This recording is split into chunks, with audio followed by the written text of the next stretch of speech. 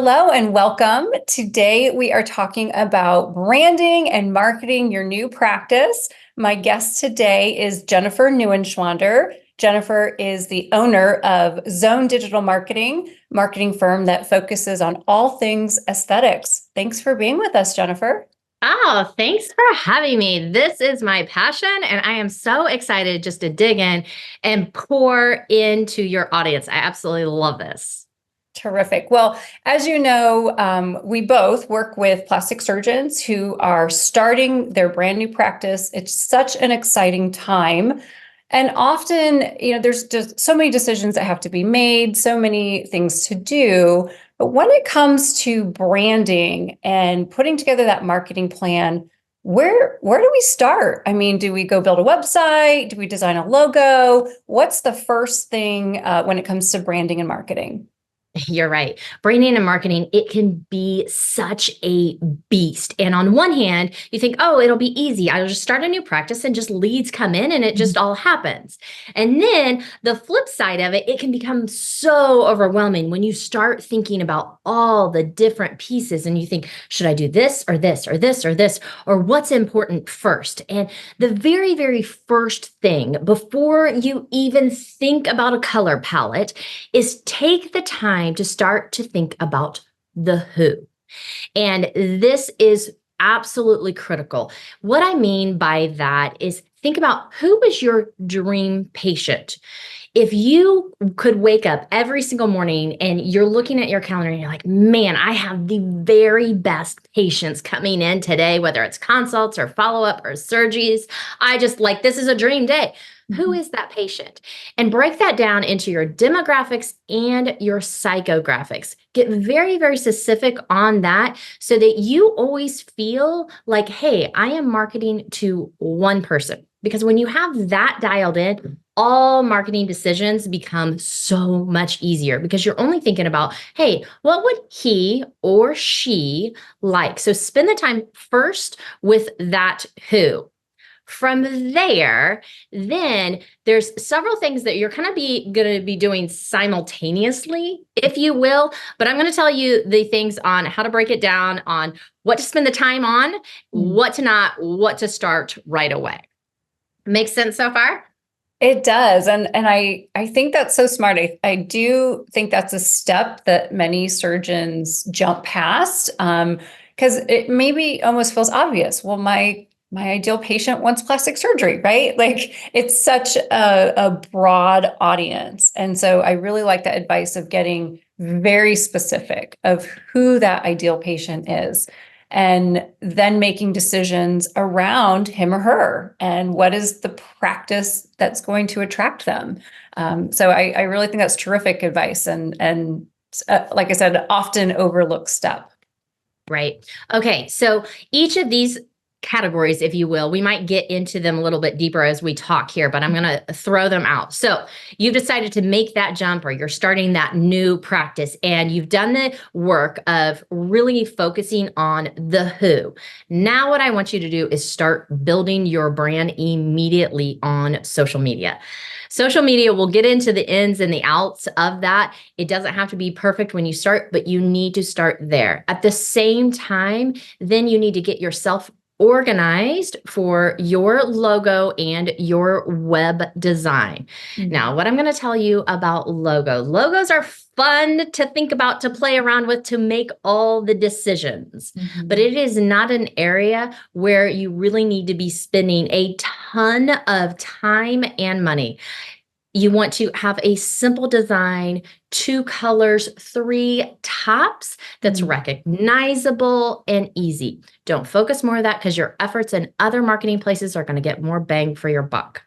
At the same time, when I say get yourself organized for your website, website's important because it's going to show, yes, okay, great. Yes, they are official. They are in the space. But web projects, if you get in the weeds with this, they can drag on for months and months and months. And too many times surgeons feel like they can't do anything else until their website is up. And I'm going to tell you that's not the case. We do want to get that site up and launched so it looks like you're official. But hey, do you have before and afters ready? Because the two most important areas for your website are going to be grabbing contact information so that you can take that lead to the next step, which is booking their consult, and two, having a great place to showcase your before and afters. So you really want to have that process streamlined, organized, and then allow that to be working while you're still working on your other areas. Don't wait on your website to be done before you can start on the other spots. Now, also, big mistake, I will just go ahead and say it right now, with web design, too many times I see surgeons that spend crucial time, hours, weeks, even months on very, very small, minor details that don't serve a purpose when they talk about small, very small aesthetic adjustments to their website. Remember, think about your website. The first thing with your website design is going to be answering the question, what is the goal? What is the purpose of your website? Your purpose of your website is to get that consultation booked and to showcase your before and afters. If you spend too much time in the weeds, this is going to be a beast of a project that's going to stop you from actually pulling leads in. So from there, now let's talk at the same time what you need to be doing. And this is an area that is often overlooked. And this is right out of the gates, what I always tell our new surgeons to do. I don't care if your website is not done. Actually, I'd rather you start it now. And I don't care if you do not have your build out finished, if you are remodeling a space or building. You need to go and start your Google business profile. It is one of the most crucial things that it's going to give you a huge bang for your buck. It is free to use, and more than 90% of plastic surgeons underutilize its power that it can really bring to your practice. So you want to get that up and going. You want to get it verified. There's a verification process that you have to go through. And sometimes you've got to jump through a little bit of hoops if your space is not done, but it is doable and you need to keep working on that. So get that up and optimized right away. Before I continue on, I was going to say, is the Google business page, that's something that the doctor can do themselves? There's not we don't need a marketing person to set that up. They can go on and claim that at any point. Exactly. And you are right. They can go on, they can claim that. That is going to help you to start to rank in Google, which is going to be very important. And then you're also going to have very important past patients go ahead and post their reviews there. When you go, the first thing you talk about is you are going to verify that page. There's a verification process. Sometimes it can depend just a little bit on what Google wants to throw at you for verifications. Sometimes they will ask you to verify it and they will mail you a postcard. Other times they will want you to take a video of your space because they want to make sure that you are who you say you are within the space. And so you do want to go and do that. The next step is after you've verified it, you want to get about 20 to 25 photos up that are geotagged with your location. These are not stock images. These are images of you, the outside of the building, even the parking lot. These are not before and afters here either. But what this shows Google and tells Google that, hey, you are a business that they can trust recommending. Because remember, Google's job, what they want is they want users to stay on their platform. So if someone is searching for a plastic surgery office or they're searching for someone who offers a breast aug, they want to know that, hey, we're recommending someone that we can trust. So you have to tell Google, hey, you can trust me. I have a very established, successful practice. So by doing that, that's what you want to do. Every single category that Google Business Profile offers, you want to complete it. And this is all things that as the plastic surgeon, you can go and do. You don't have to have a marketing team go and do this. This is crucial because you can really get a jump on this from day one, which is fantastic. You do need to have the location of your practice. Right. um, for that. But then when you do that, you'll have these different categories. So for instance, you'll have services. A mistake that I see too often is plastic surgeon says, yes, all of our services are listed here, and they drop your URL there. Mm. Google doesn't like that because they say, hey, we gave you this platform. We want to reward people that use it. So take the time and write out a description of every single service. So what's a service? For instance, abdominoplasty is a service. Then write the description of that for each one of those. It's crucial. So I kind of got in the weeds on Google Business Profile, but it's so valuable. And you can do that right away. Okay. Well, I love that because in so many things that we focus on in marketing, let's be honest, they cost something, right? And this is something that's free. It costs some time to put it together, but it's one of the best resources in terms of building that practice presence and digital footprint. Absolutely. Okay. Terrific. Well, there are several things. It sounds like getting started, first starting with identifying the ideal patient, then we can go into logo design, getting the website up, and Google Business. So let's stick with the website here for a few more minutes.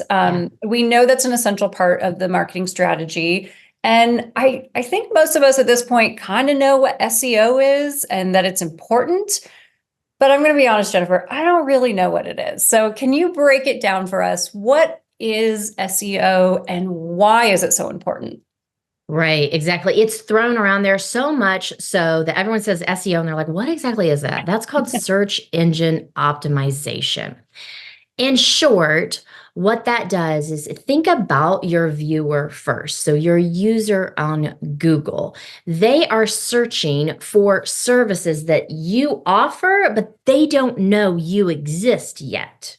So they are searching abdominoplasty, but they're not searching for your practice name because they don't know your practice exists. They're not going directly to your URL. Well, we as the office, we want your practice to be put right in front of them when they're searching best abdominoplasty or best abdominoplasty Houston.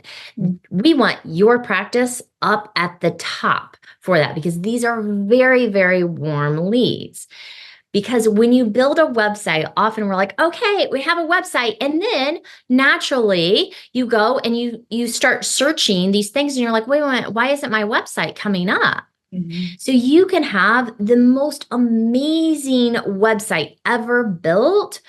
But if you're not working on, and I'll explain kind of breaking down what this means working on your search optimization, it's like building the Taj Mahal and it's out in the desert and no one knows about it. Well, what's going to happen? It's going to shut down because you're not showing people where it's at. What your search optimization does is you are constantly working on your site, both with copy and with technical aspects, so that you're kind of reverse engineering it. You're taking when someone is searching for these options, your site is brought to the top.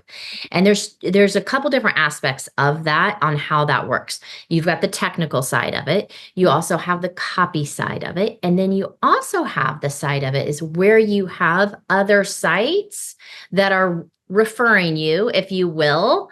And that helps bring you up because what Google does is they're saying, okay, in milliseconds, they're saying this person is searching for abdominoplasty Houston. We'll go with that example. Oh, I see that this site has a lot of great information. They have Q&As. They have videos on here. Their site is optimized. Also, their site loads really fast. It's mobile friendly. Oh, and look, there's 200 other companies that are talking, so other sites that are referring this office. We want to make sure that we put this website up top because we think that our viewer is going to be the happiest with this result. Okay. And that helps bring it up. Now, why it's important, because it's kind of like, yeah, so what? We're there, maybe they can find us on page 5 or 6, whatever. Here's the scary thing is that 90% of people that search, these are your hottest leads. They are searching for services that you offer, but they don't know about you yet. 90% of people will never click on page 2 of results. Right.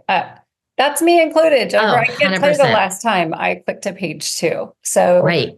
yeah, it's like page 1 or nothing. Right.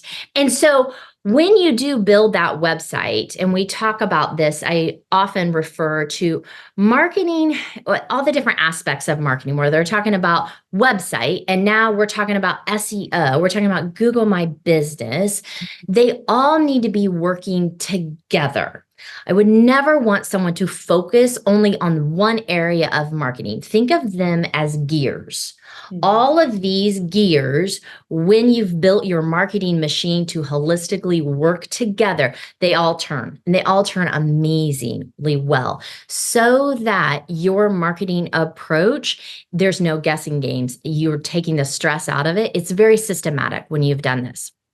So when we talk about website build and SEO, when you are building your website, you need to be aligned so that, hey, this website is built on a platform that we know we're going to hit SEO hard and heavy. Because there's really almost 2 different variations. If you have someone that says, hey, I just want to build a website, and SEO is never a thought with it, you're going to build that website differently from the beginning than if you say, we're building this website and we are going to be really hitting our gear of SEO hard and heavy. We want to make sure that we're always on page 1. SEO takes time with a new website. When you start working on it, and SEO is not something that's a one and done, unfortunately. I wish it was. You're going to be working on it every single month, month after month. You can expect 9 months before you start to see really good progress, especially with a brand new site. You've got to build that authority in the space, in the online space, in Google's eyes with it. So your site from the beginning, that needs to be aligned, knowing that, hey, that's the goal. So making sure also on that, your server is incredibly fast on where you're hosting, because that plays into your SEO of it. So it's a lot of technical jargon to really just say that, hey, we want to make sure those hottest leads that go to Google, search the services that you offer, they don't know about you, but you get put in front of their eyes so that they're picking you as the option. Okay. That does make sense. It helps me understand what it actually does and the importance of it. And then we're just glad there's web developers out there who understand how to make that work behind the scenes. One thing that you mentioned that I want to tag on to is the other websites that link into yours or refer to yours. Is that what we call backlinking? Yes, okay, absolutely. And so another free thing or low-cost thing that surgeons can do, and all of those societies that they're members of tend to have physician directories. American Society for Plastic Surgery, the Aesthetic Society, their state or local medical societies.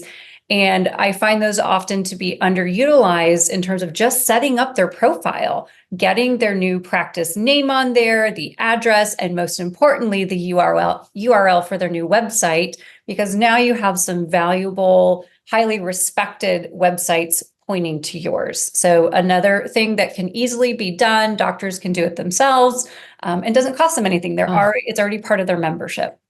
Oh, I love that. I'm so glad you said that. I'm going to actually piggyback off of that. One of the things that you want to make sure, it's called NAD, referred to name, address, and it's my third one that I'm looking for here. So when you have that set up, you want to make sure every single directory that you have is exactly the same. So, for instance, if your address says Suite 100, you want to make sure that you have Sweet 100 written exactly the same on everything. The reason for that is because when someone goes through that process of searching within milliseconds, imagine Google, it like puts out these spider webs to say, hey, who's the right person for us to put in front of this lead? They want to have that confidence. One of the ways that they have that confidence is not only those backlinks, but they want to make sure that they are referring the person to a practice that is in business they have not shut down.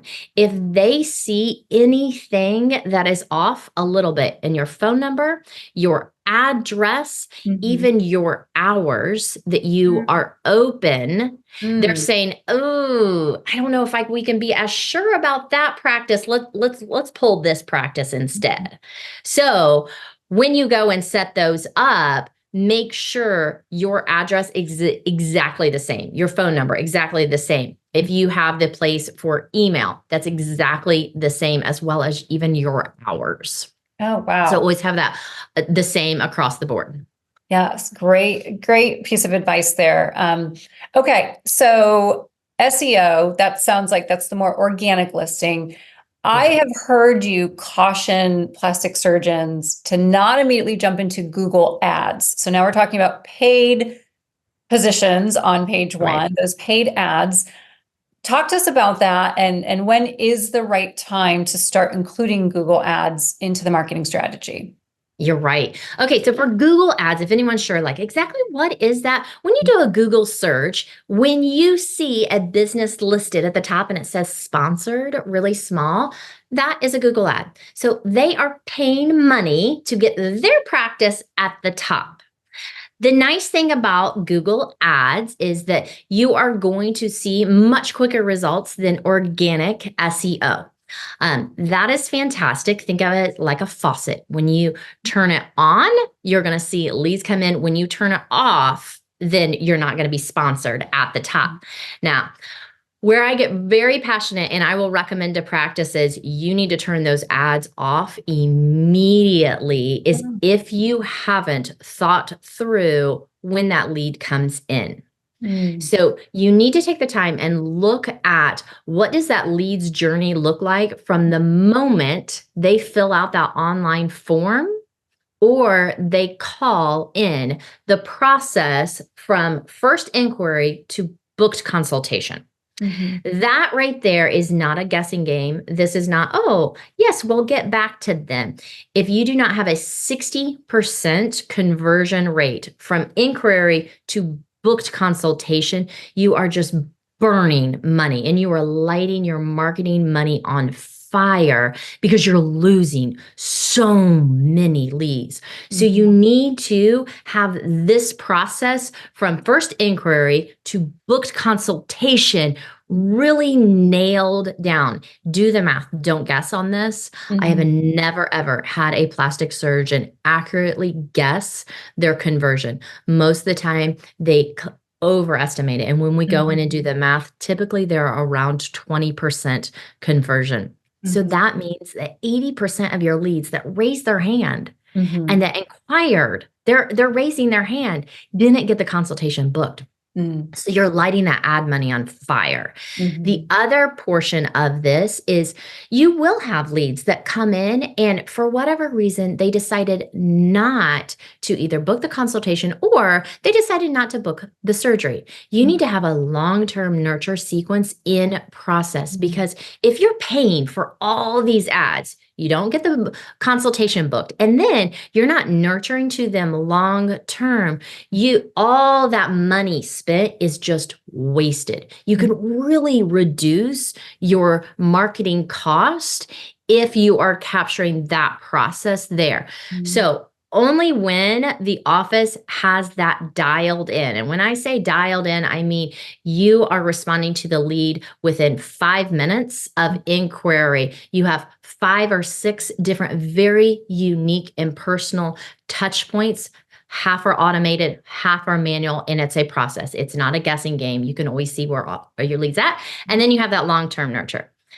Because if not, unless you just have extra money that you just want to burn and blow up, great, go for it. But I think it's a fantastic way to have a ridiculously high lead cost for the practice on it.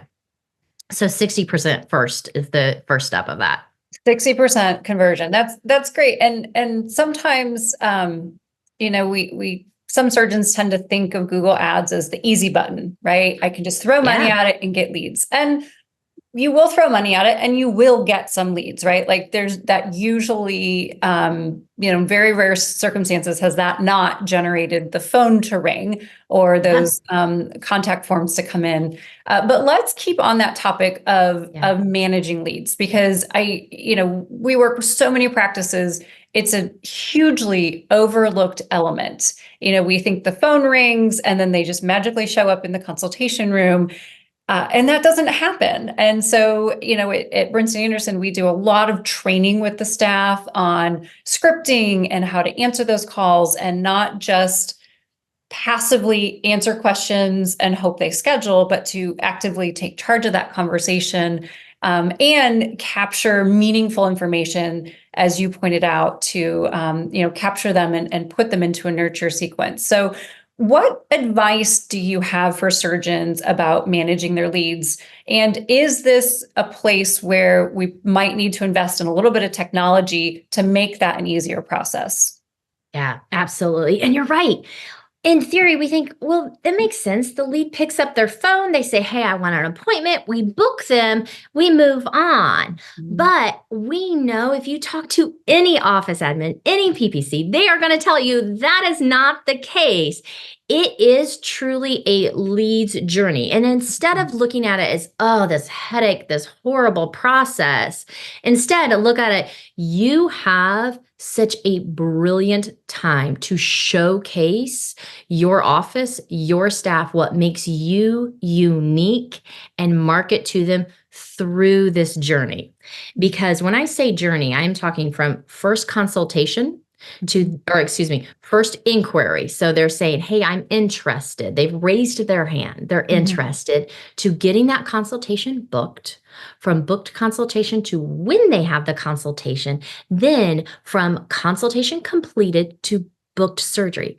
From booked surgery, it goes from a leads journey to a patient pathway where they become an advocate.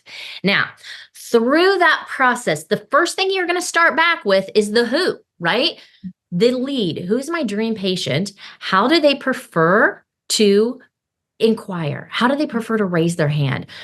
I do not see this trend going backwards. More and more people always want to be able to do this online, whether it is online form or texting. Those are kind of your two principles. Now, I want you to look at your practice.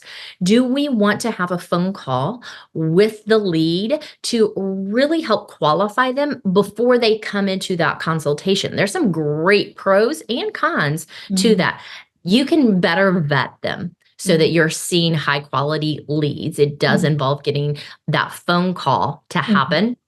But it's also a great time for them to feel that personal touch. So when they do come in through, let's say, an online form of some sort, your first 5 minutes are absolutely crucial. There is a fantastic Harvard study, and we can probably link it to below, but you have a 400% more likelihood within that first 5 minutes of getting them to that next step. So that needs to be automated, because you're going to drive your staff crazy, and they're going to want to pull their hair out and leave if you tell them that no matter what, 5 minutes around the clock, 24/7, you need to be able to get back to lead. Now, this does not mean, hey, we send them an automated email that says, we received your request. Thank you so much. First of all, they're probably not going to open it. Second of all, it means nothing. It did not allow your practice to stand apart. So what I like to see is when a lead, let's say, use the website example, they go and they inquire on their website. I do not want to see a calendar directly on the website where I go and I click it, boom.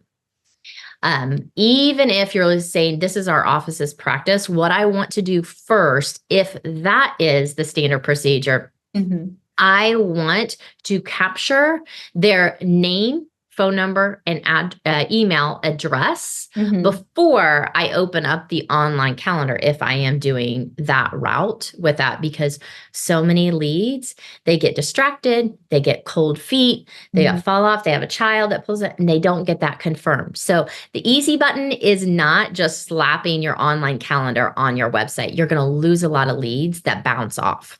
Okay. So you're going to pull that in within 5 minutes. I like to automate this process, send out a text message. Hey, thank you so much. We got your inquiry. We're super excited. And then go ahead and ask a question. If you are booking that manually, are Mondays or Wednesdays typically better for you? End it in a question. People will respond to a text message much more likely than they ever will an email.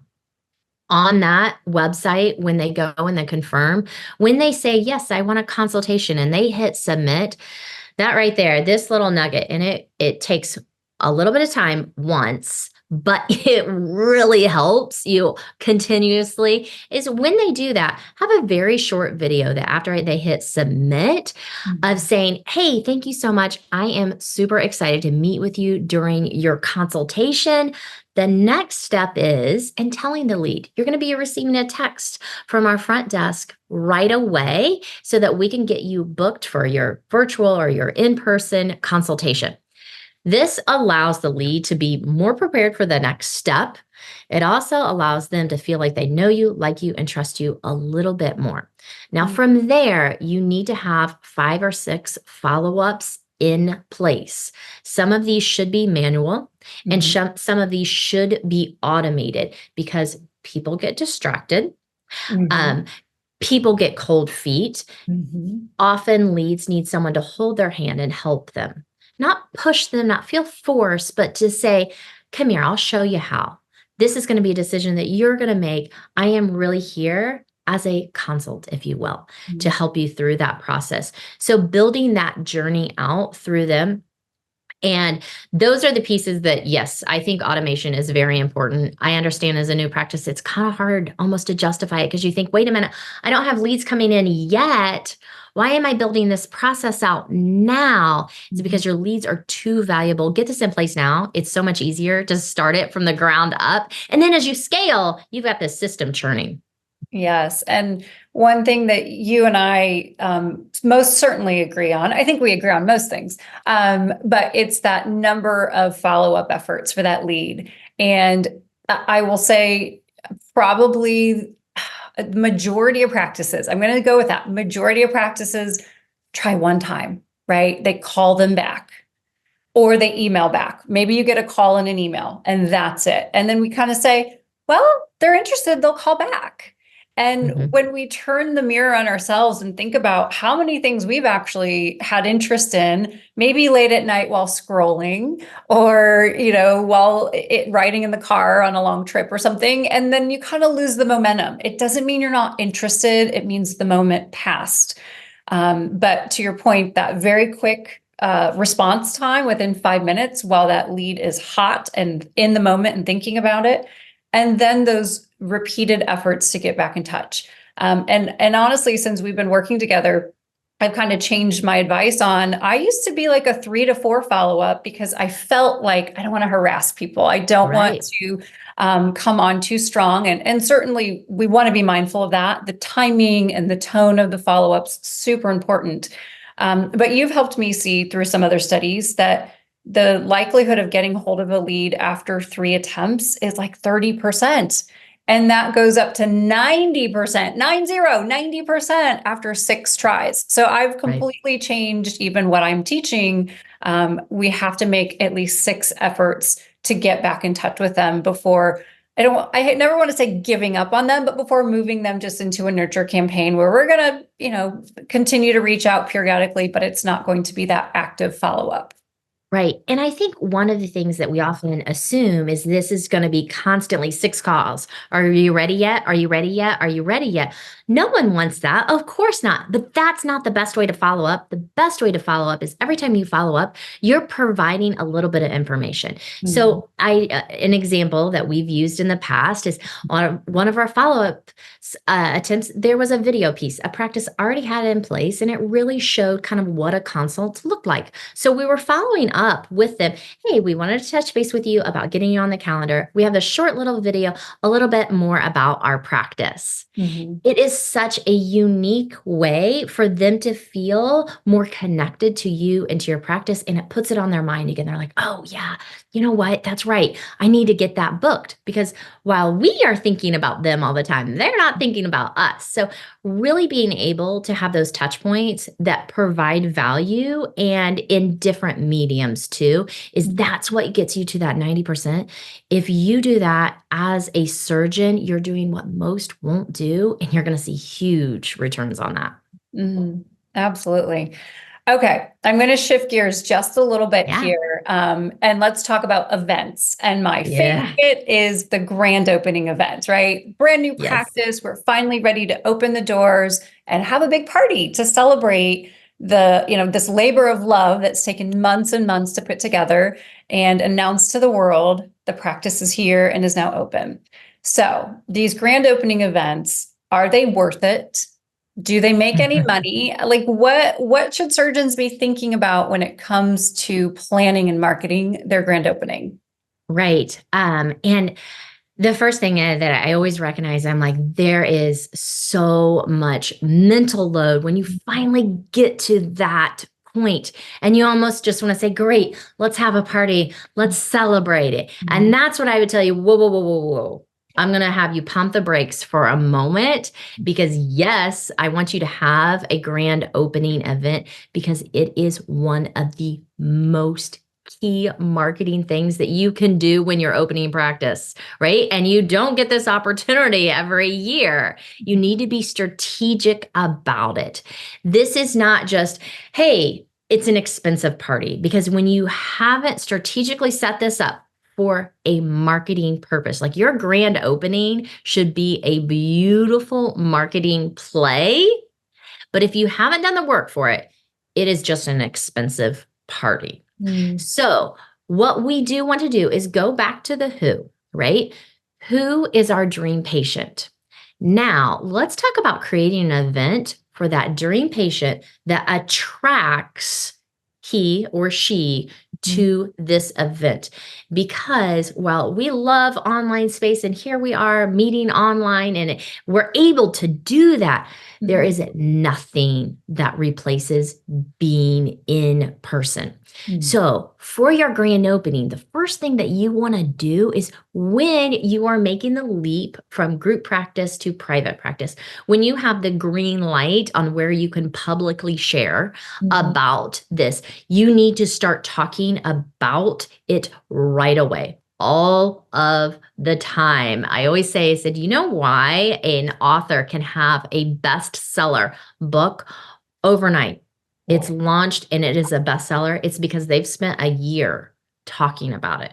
So if your grand opening is here, you need to be talking about it, and marketing about it, leading all the way to it. Now, when I said go back to the who, I don't want you just inviting your past patients to come and celebrate with me. I want you to have new leads and new eyeballs on there.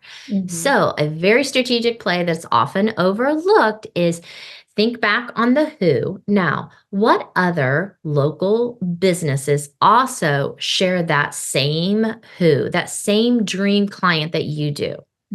If you can partner with them and have a great relationship, what they will do is they will be very excited to be a part of your grand opening, and they're going to be inviting their audience to your event, which means that you have people walking in the door, or even better, lining up before the doors open for this event, that they're a brand new lead for you, but there are in that category of a dream patient. Now, during the event itself. So really the most work comes from the prep work. Marketing, marketing, marketing, and sharing the why. Like, why would someone want to come? What's in it for them? Constantly think about that who. Let's make this event for your dream patient. What is going to really excite her to be a part of it? We want to build that connection. We want our plastic surgeon meeting and greeting and having a great time, being able to show off their practice, talk about procedures, possibly new devices, so they can build that connection. During this event, it is a fantastic time then to have a special offer, usually on our injectables, our skincare, as well as consultations. I like to pack those on during it. Your event should be something that is buzzworthy. So we do want to market it because we want everyone in your city and beyond to be turning heads and saying, hey, I heard there's a new practice in town. Hey, I heard there's a new practice in town. Opening a new practice is not something that you just want to slip in and just open your doors. You want to draw attention to it. So everyone is turning their head and saying, whoa, I need to go check out this new practice. Now, after your event, you're not done.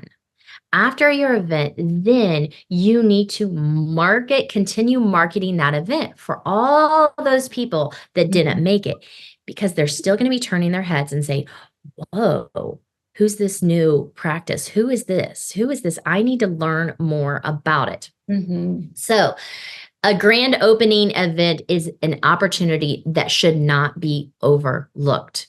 You need to think about that who. How can we create such a buzz that it drives the ideal leads into your practice? Now, there's some technology pieces on this that make it very, very wise. So say you have some new leads in there. Expecting a brand new lead that come in your practice, they see your beautiful space to sign up and for surgery, right? And we know how hard it is for people to follow up. So instead, what we do want to do is we want to capture their information so that we can market to them in a way so that they can get to know us, like us, and trust us, so that when they are ready, their question is not, who do I go to? They're raising their hand and saying, now I'm ready. I love doing that with a really simple QR code, grabbing their name, phone number, email address, and then start communicating with them right away so that they know, hey, they are a practice that is continuing to nurture marketing, and we're building that relationship. We're earning their trust with them. So much good information there. What I love so much about that, though, is the grand opening is such an opportunity. It's sometimes a missed opportunity when we just throw a party. And yes, it should be a party. It should be a big party. It should be fun. And you should invite your friends and your family and those who have supported you and just celebrate. And we should also open it to the community and, like you said, create that buzz. We recently participated in a grand opening that had a line out the front door before it opened. And like, we were so excited and like geeked out about that, because there was literally a line on a red carpet waiting to be let in. And guys, that was super easy in the fact that I shouldn't say it was easy. A lot of work went into promoting it, but then we had gift bags for the first so many people that came in. And by promoting these special gift bags, people showed up not just on time, but early to line up. And then that just created more of a hype and excitement when other people are pulling in and saying, wow, this is the place to be. So, so many opportunities in that grand opening to really build the energy and get the practice launched. Okay, Jennifer, you and I could talk all day about this stuff, but we won't. We'll wrap it up here in just a few moments, but I always like to ask, as you're thinking of these plastic surgeons and the start of their new practice, what is the single most important thing that you want them to know and understand? What's the biggest takeaway that they should know about when branding and marketing their practice? Oh man, I know it's so hard. So the first thing I always say is start with that who. Mm. Who is your dream patient, both demographics and psychographics? Because from there, remember, marketing is not a one check. You have all the different gears of marketing, and your marketing strategy should be working and turning together, because then it is very reliable and predictable. Start with the who, have all your marketing pieces working together, because then you're forming that machine, that marketing machine of success for your practice, so that even when you have the ebbs and flows of different marketing trends, you are not relying on just one wheel, because one wheel alone will not turn a marketing machine of success for your practice. Okay, great advice. Well, I believe you put together a little gift for Yes. our listeners. You want to tell us about that? Absolutely. So I really thought about your audience, and I thought about they need to have a really good guide of the do's and don'ts of marketing and getting all of these wheels shifting together. So I have it. You can go grab it at marketingforplastics.com. Maybe we can put it in the link as well, but it's marketingforplastics.com. Go grab that. That's going to give you a really good guide of the do's and don'ts. And I'll be really clear and frank with you on those don'ts, even if it might not be what you want to hear, because I feel like it is the best to hear. But thank you so much, Amy. This is a blast. What you do for practices just blows me away every single time. And it is so much fun to work alongside and just kind of collaborate together. Oh, well, thank you. I appreciate that.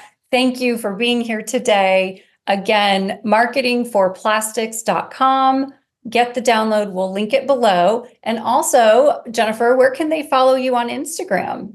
Yes, simply just go to jennifertalksmarketing.com. You can go follow me there, send me a DM. I'll be glad to say hello back to you and just keep the conversation going. I always love bouncing ideas and talking about what's the best strategy for your practice. Absolutely. So that's at Jennifer Talks Marketing on Instagram. Great videos, tons of information. And again, thank you so much for being here today. Awesome. Thank you. All right.